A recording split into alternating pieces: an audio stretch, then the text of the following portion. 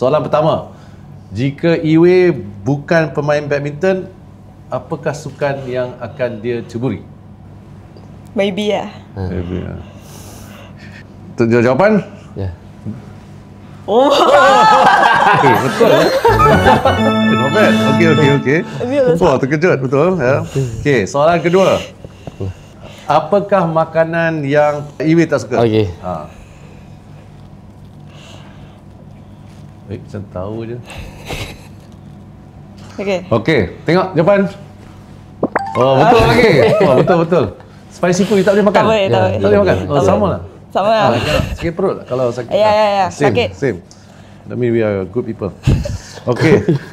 Soalan ketiga. Lagu apakah yang sering dimainkan oleh Iwe sebelum perlawanan? Okey. Chinese boleh, tulis Chinese. Chinese.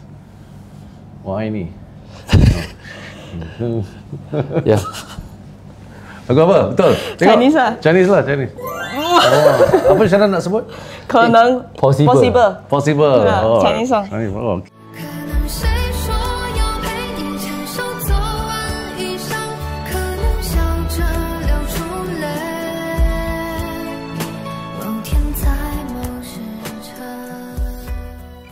Okay, not bad. So far 3 out of 3. 3 daripada 3 betul. Soalan keempat, takkan tak ada yang salah ni. Apakah kata-kata pertama yang Tang Ji ucapkan selepas menang perlawanan akhir BWF?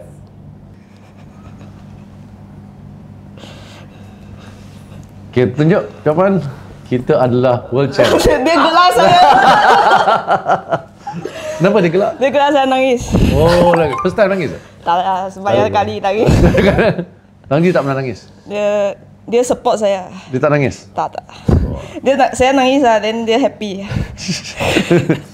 Okay, soalan kelima. Second last question. Apakah Iwe je favorite movie? Tak apa, salah tak apa. Takkan semua betul. Okay, Ya. Betul lah. Police movie.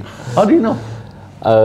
Dia pernah cakap dia kalau dia suka polis. Jadi polis. Oh, dia nak jadi polis. Kalau tak di badminton, dia pilih jadi polis. Okay, last question. Soalan terakhir. Apakah superpower yang akan dipilih oleh Tang Ji? Ya. Tengok rambut dia tahulah. Saya tulis saja. Tukar je. Tengok. Oi, betul. Saya tak tengok ya. Okey. Jadi sahlah ya. So you all ni memang serasi. Soalan banyak. Soalan pun susah juga. Banyak yang betul. 5 daripada 6 soalan ya. Jadi thank you very much. Thank you. Jadi kalau if you all want more contact like this, let us know. Kita support badminton Malaysia. Yes. Thank you. Terima kasih.